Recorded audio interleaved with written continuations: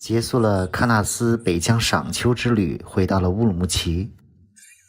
本来第二天想去天山天池看一看，结果早晨出来晚了，又加上遇到点事情，时间不够了，就临时决定去乌鲁木齐不远的南山。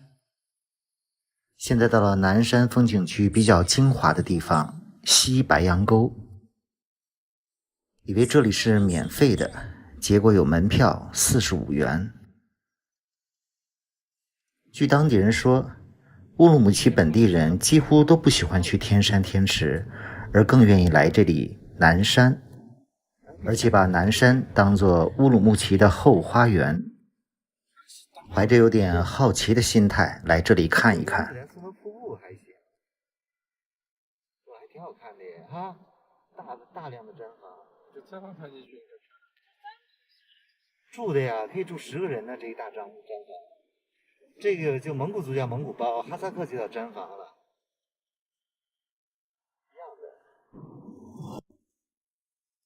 前面是去往西白杨沟瀑布的地方，从这里开始不能自驾，只能坐景区的交通车，全长将近5公里，单程车票25元。感觉目前不是南山旅游的好季节，所以几乎没有游客。司机说这里夏天人最多，一起看看秋天的西白杨沟。司机特意在车上放着新疆优美的歌曲，很少听到新疆流行歌手演唱的歌曲，真的好听。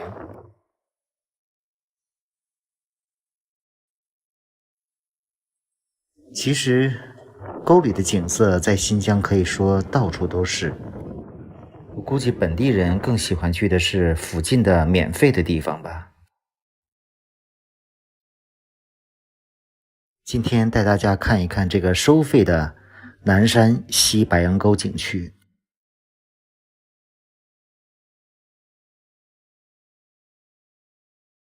这边山上的树基本都是常绿的松林，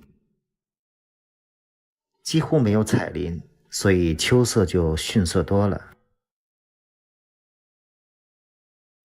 昨天从可可托海回到乌鲁木齐，先在乌鲁木齐休息1-2天。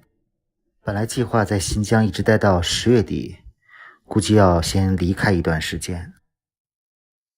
景区的交通车停在了山谷前，从这里往上步行200米左右有一个瀑布。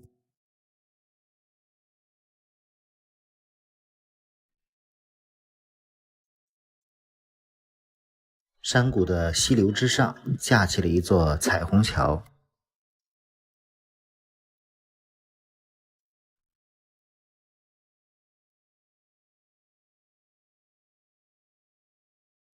其实今天天气还不错，前面看到了一条瀑布，据说这是新疆最大的一条瀑布，名叫神布拉克大瀑布。抬头往上看，就像珍珠飞泻，气势磅礴。神布拉克在哈萨克语中是圣洁的泉水的意思。这里之所以收费，估计就是和这个瀑布有关吧。远处看，这个瀑布在断崖绝壁松林间飞流而下。瀑布周围修了一圈栈道，可以登上不同的角度来看这个瀑布。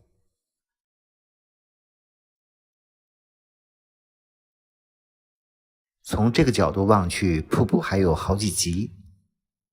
听说现在这个瀑布改名叫了天山大瀑布。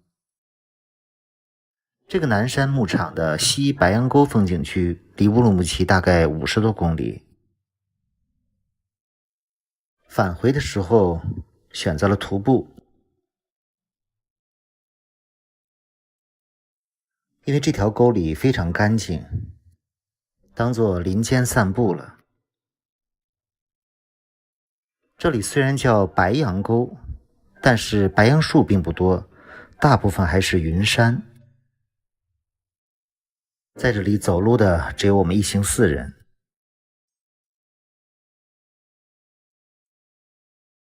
这条沟还真的有5公里左右。之所以徒步，是因为路上有一段是南山牧场。现在走到了这块牧场，这里没有游客，枯黄的草甸上只有1、2匹马。这个老鹰的雕塑在抓的是，这是狼吗？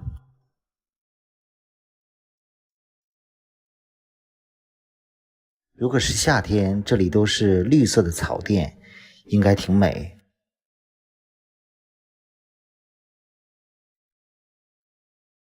所以如果要来南山牧场，还是夏天来比较好。这个西白杨沟风景区应该也是南山牧场唯一收费的地方吧。离西白杨沟不远，还有2个免费的小景点。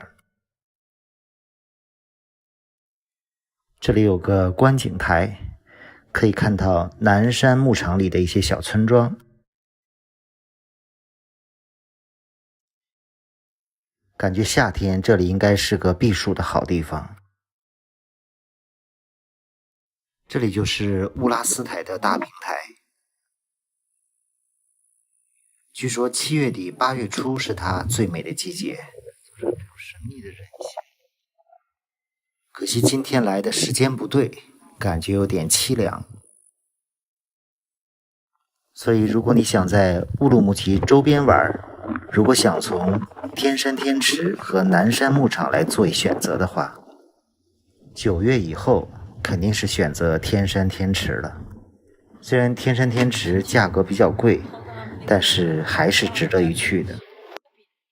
对呀，有饼就是对我来说是河口嘛。其实南山牧场还有一个景区叫菊花台，不过没有找到，因为这个季节也不会有野菊花的。晚上住在了大巴扎附近，去大巴扎转一转。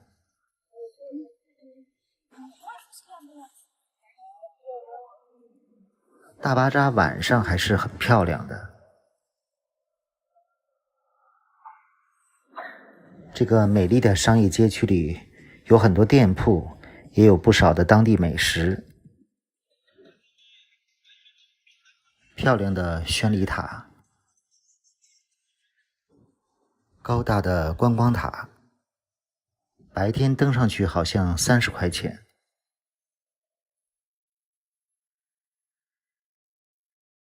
大巴扎分为2个街区，去另一个街区看一看。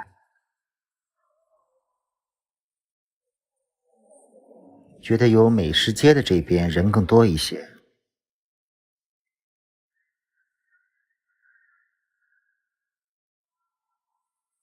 去大巴扎的美食街看一看。晚上这里的人不如白天多。一般旅游时间短的游客都喜欢在这里吃一点新疆美食。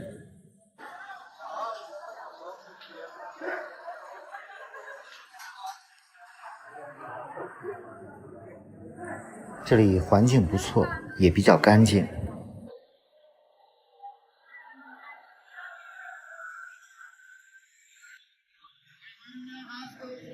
很多美食看着色香味俱全。不过我最近不能吃羊肉，还是换了一家餐厅。网上找的一家4人套餐，就是这里，一个香港餐厅。是的，我在乌鲁木齐吃了一顿粤菜。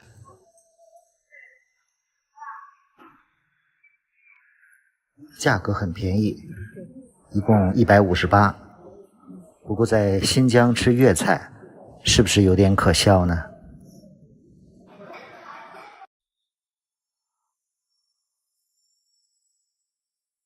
这里是乌鲁木齐的新疆博物馆。如果说乌鲁木齐市内有什么可以玩的，除了大巴扎，还有2个地方，一个是这里的新疆博物馆，还有一个就是可以登高的红山公园。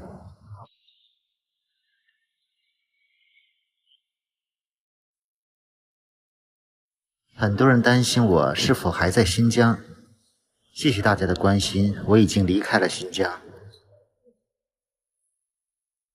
在乌鲁木齐的最后一天，去了新疆博物馆。这还是我第一次来新疆博物馆。到新疆博物馆参观是免费的，但要提前预约。木须角绳。博物馆里大概有4个展区，这是1楼的文物展。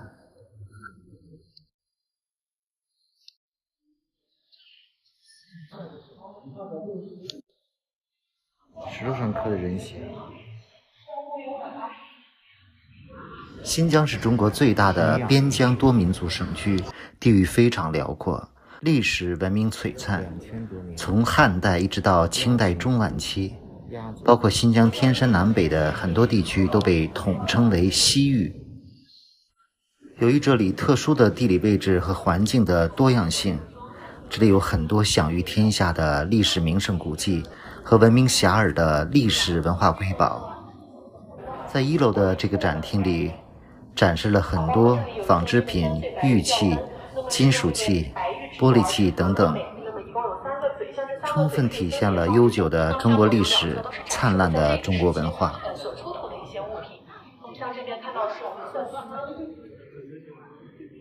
这里的解说也是免费的。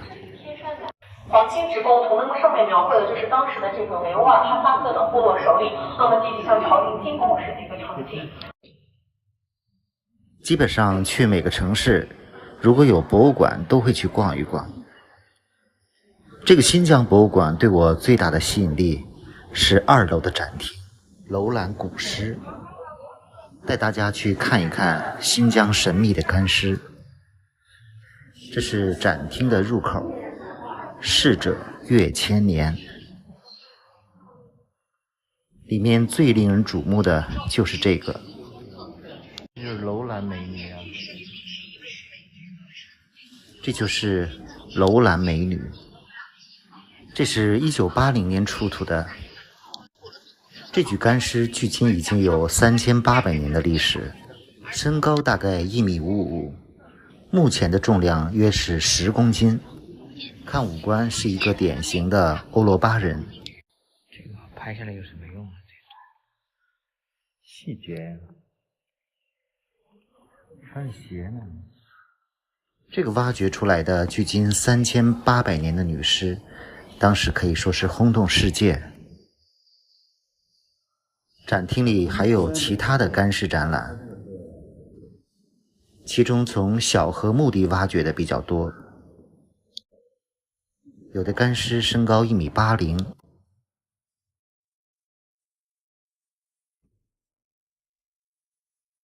这个干尸展馆每天也定时有讲解员讲解，可以跟着听一听。一个修补过多次的短腰皮鞋，并且它的这个随葬品也很简单，在这里呢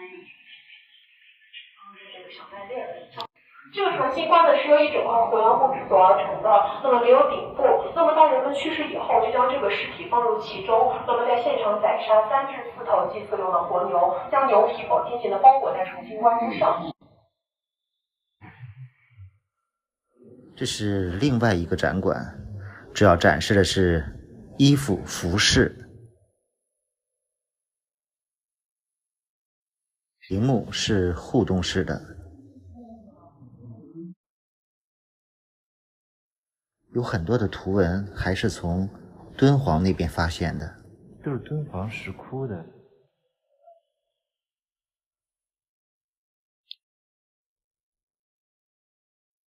每个区域的文物都有。司服饰，库车为中心。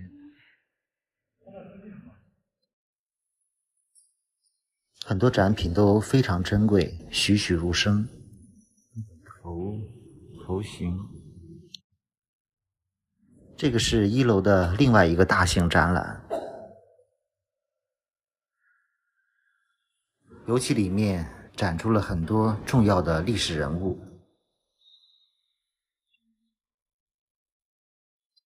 可以说，在中国5000多年的文明发展史上，中华各民族共同创造了悠久的中国历史、灿烂的中国文化，包括秦汉雄风、盛唐气象、康乾盛世，这些都是各民族共同铸就的辉煌。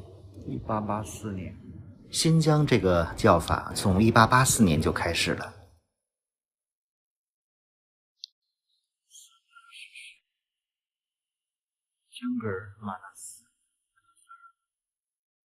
来博物馆参观，听着讲解，俨然上了一堂生动的历史课。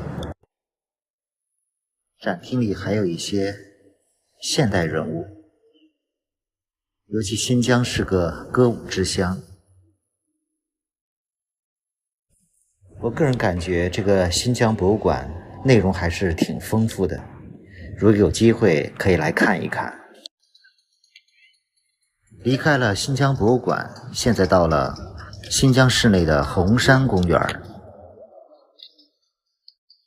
这个红山公园最高处900多米，因为西边的断崖是红褐色，所以叫红山。公园里还有个湖。红山公园也是免费的城市公园。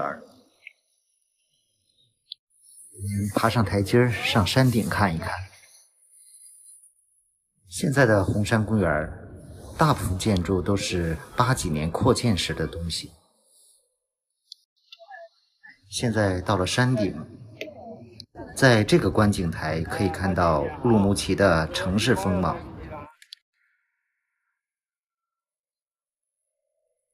山顶上有个远眺楼，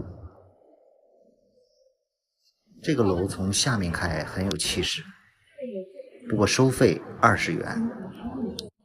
山上的西端有个红山塔，据说这是乾隆53年建起来的，以前是灰色，现在涂上了红色。从这个位置也可以俯瞰城市。